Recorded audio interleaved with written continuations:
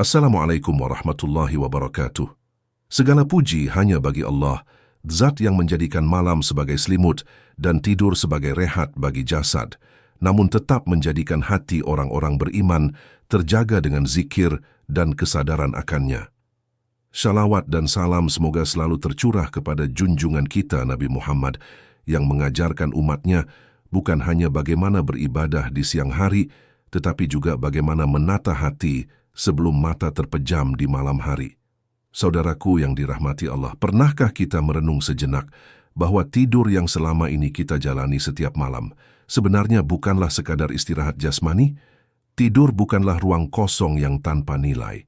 Di dalamnya tersimpan adab, doa, dan tuntunan yang diwariskan para ulama.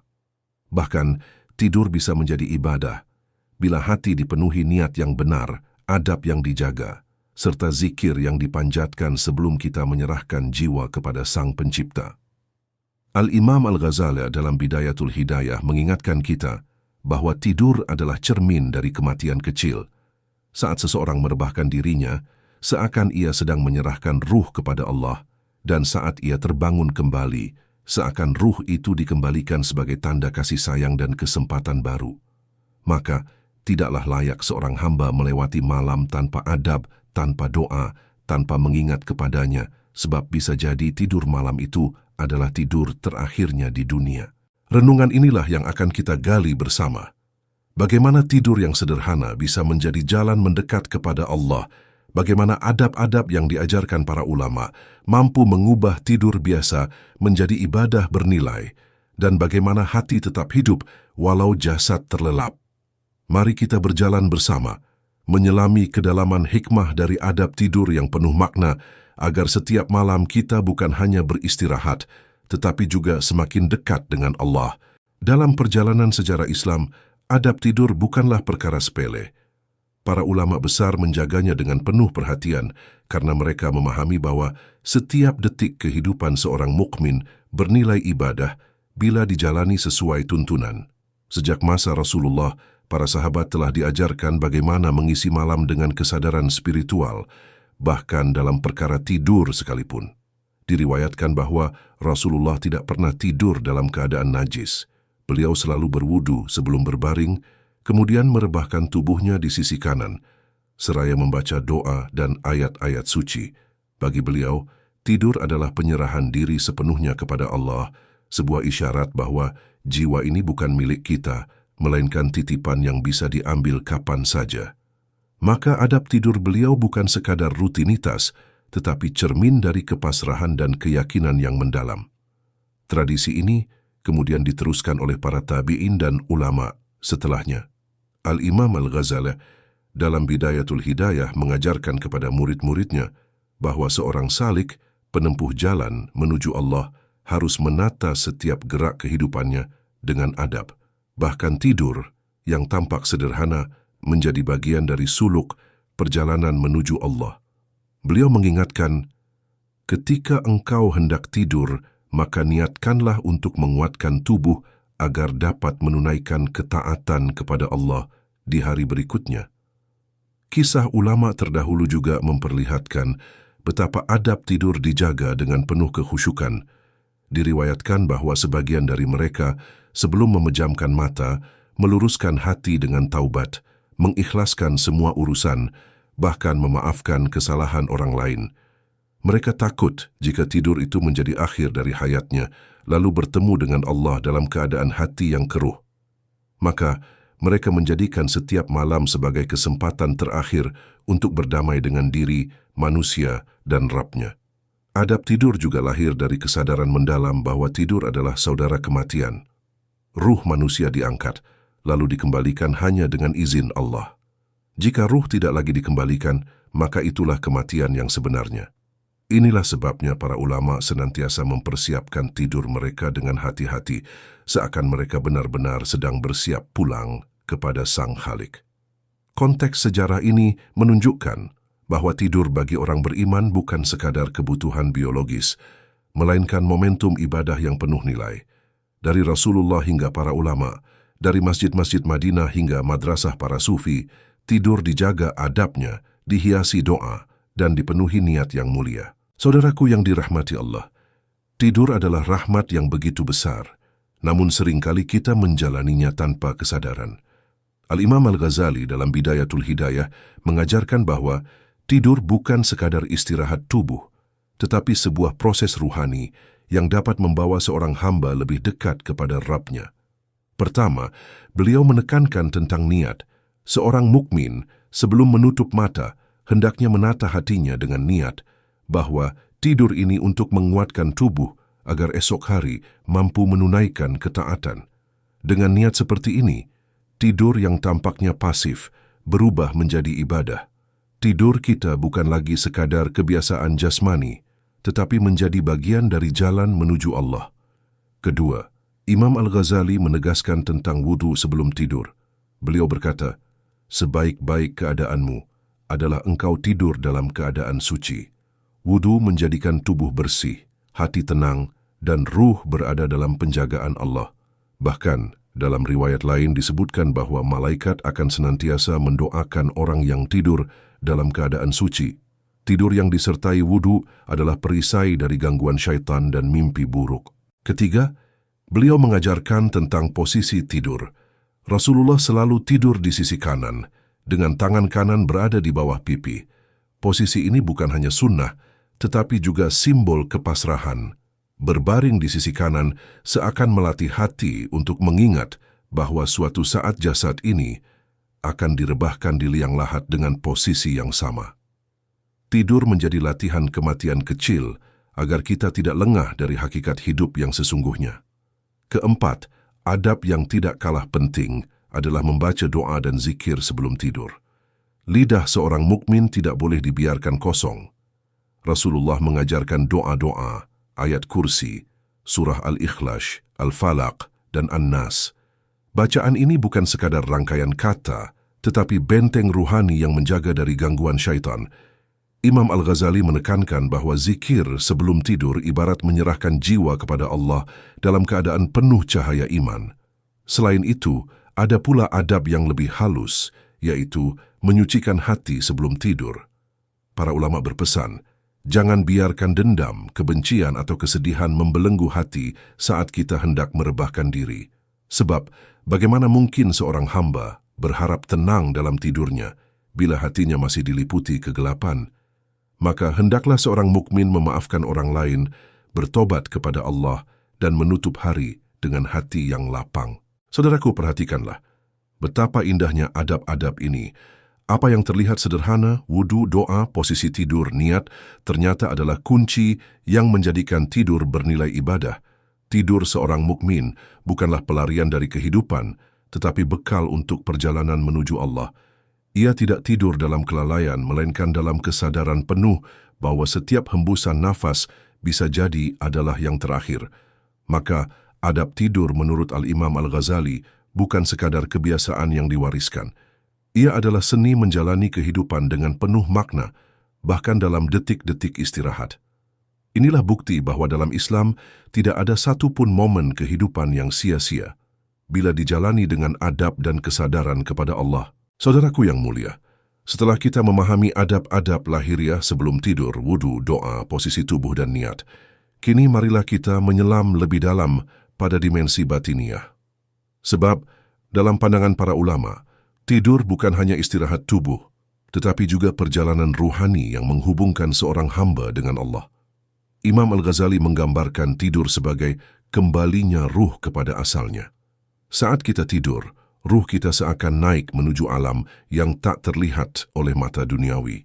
Ada kalanya ruh itu diperjalankan dalam mimpi yang benar, yang menjadi bisikan halus dari Allah. Ada pula saat di mana ruh itu dibiarkan berkelana dalam mimpi yang tak bermakna. Namun, yang pasti, setiap kali kita tidur, kita sesungguhnya sedang dititipkan kepada Allah. Karena itulah Rasulullah berdoa sebelum tidur, "Dengan namamu, ya Allah, aku mati dan aku hidup kembali." Di sini kita belajar bahwa tidur adalah latihan kematian. Ruh kita diangkat, lalu dikembalikan hanya jika Allah berkehendak. Maka, orang-orang arif memandang setiap malam sebagai kesempatan terakhir. Mereka tidak pernah menutup mata kecuali setelah menata hati, bertaubat, dan berserah diri sepenuhnya. Bagi mereka tidur adalah momentum tafakur, merenung dalam-dalam tentang fananya dunia dan abadinya akhirat. Lebih jauh, tidur juga menjadi cermin hubungan seorang hamba dengan Rabb-nya. Barang siapa tidur dalam kelalaian, jiwanya akan dibalut kegelapan. Namun, barang siapa tidur dengan zikir, ruhnya akan dibungkus cahaya. Karena itu, para ulama sufi menjadikan tidur sebagai sarana muraqabah, kesadaran bahwa Allah selalu mengawasi. Bahkan saat jasad terlelap, hati seorang salik tetap hidup dalam ingatan kepada Allah. Ada pula hikmah lain yang disampaikan Al-Ghazali. Tidur yang benar adalah cara untuk menjaga keseimbangan antara jasmani dan rohani. Bila seseorang terlalu banyak tidur, ia akan kehilangan kesempatan untuk bermunajat di sepertiga malam. Tetapi bila ia memaksa diri tanpa memberi hak tubuh untuk beristirahat, ia akan lemah dalam ibadah. Maka tidur yang diajarkan bukan sekadar panjang atau pendek, melainkan tidur yang penuh kesadaran, seimbang dan bernilai ibadah. Disinilah letak keindahan ajaran Islam. Bahkan saat mata terpejam, seorang mukmin bisa tetap berjalan menuju Allah. Tidurnya menjadi suci dengan wudu, hatinya menjadi tenang dengan doa, dan ruhnya dilindungi dengan zikir. Inilah yang dimaksud para ulama dengan tidur yang bernilai ubudiyah, penghambaan. Tidak ada ruang kosong bagi kelalaian, sebab seluruh kehidupannya, bahkan tidurnya, dipersembahkan kepada Allah. Maka renungkanlah, wahai saudaraku, betapa Allah Maha Penyayang hingga menganugerahkan kepada hambanya kesempatan ibadah bahkan dalam tidur. Sungguh, siapapun yang memelihara adab-adab ini, tidurnya bukanlah tidur yang sia-sia, melainkan perjumpaan batin dengan Rabb yang Maha menghidupkan dan mematikan. Saudaraku, adab tidur yang diajarkan Rasulullah dan dijelaskan oleh Imam Al-Ghazali bukanlah sekadar teori masa lalu. Ia tetap relevan, bahkan di tengah hiruk-pikuk kehidupan modern kita hari ini. Di zaman ini, banyak orang yang tidur larut malam, tenggelam dalam layar gawai, sosial media, dan hiburan tanpa batas. Tubuh akhirnya lemah, hati menjadi lalai, dan bangun pagi penuh rasa malas. Padahal, Islam mengajarkan bahwa tidur adalah amanah. Maka, bagaimana caranya agar kita bisa menghidupkan kembali adab tidur dalam keseharian modern? Pertama, atur niat sebelum tidur. Katakan dalam hati, aku tidur agar esok mampu beribadah dengan lebih baik. Niat ini sederhana, namun mengubah kualitas tidur kita. Ia menjadikan tidur bernilai ibadah, bukan sekadar kebiasaan biologis.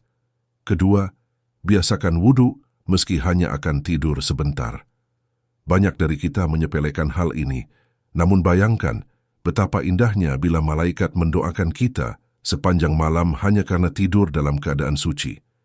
Ketiga, letakkan gawai dan gadget sebelum tidur, lalu gantikan dengan zikir atau bacaan doa.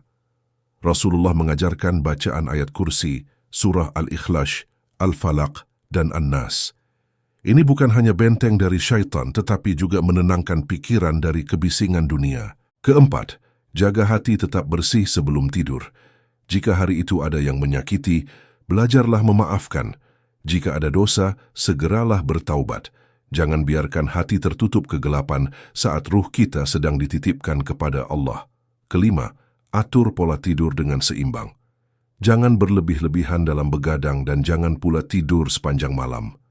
Sisihkan waktu untuk salat malam, meski hanya beberapa rakaat, agar malam kita tidak sepenuhnya terlewat dalam lelap. Dengan langkah-langkah sederhana ini, tidur kita akan berubah dari yang tadinya hanya rutinitas menjadi ibadah, dari yang tadinya lalai menjadi penuh kesadaran, dari yang tadinya gelap menjadi bercahaya. Saudaraku yang dirahmati Allah, perjalanan kita dalam membahas adab tidur membawa kita pada satu kesimpulan agung, bahwa dalam Islam tidak ada satupun momen kehidupan yang dibiarkan tanpa makna. Bahkan ketika mata terpejam, lidah terdiam, dan tubuh beristirahat, seorang hamba masih bisa beribadah, masih bisa mendekat kepada Rabb-nya, selama ia menempuh jalan dengan adab dan niat yang benar. Al-Imam Al-Ghazali melalui Bidayatul Hidayah menuntun kita agar tidur bukanlah kelalaian, melainkan bagian dari kesadaran spiritual.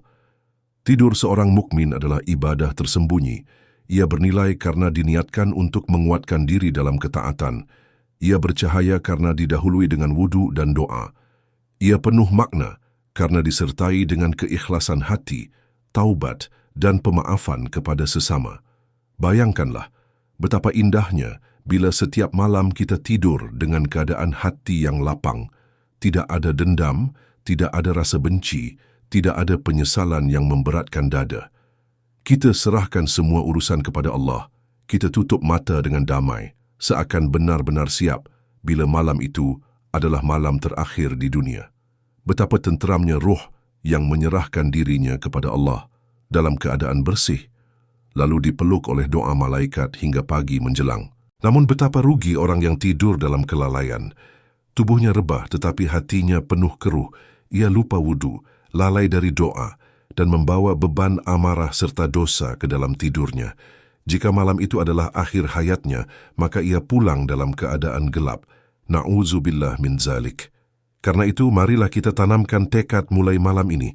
Sebelum tidur, basuhlah wajah dengan air wudu. Bacalah doa yang diajarkan Rasulullah. Bersihkan hati dari segala kebencian.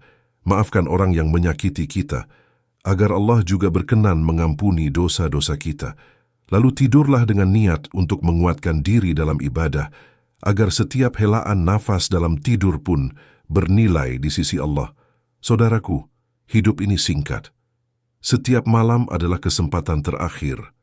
Maka jangan biarkan malam kita berlalu dalam kelalaian. Jadikan tidur kita ibadah, jadikan lelap kita sebagai jalan untuk semakin dekat kepada Allah. Semoga Allah menjadikan setiap malam kita bercahaya dengan doa, setiap tidur kita bernilai ibadah, dan setiap bangun kita sebagai awal dari ketaatan yang baru. Semoga hati kita tetap hidup meski jasad terlelap, dan semoga tidur kita menjadi latihan lembut untuk perjumpaan besar di akhirat kelak. Wassalamualaikum warahmatullahi wabarakatuh. Jika engkau merasa narasi ini membawa ketenangan, jangan lupa untuk meninggalkan jejak dengan like, berbagi di kolom komentar, serta subscribe agar perjalanan ruhani ini bisa terus kita jalani bersama.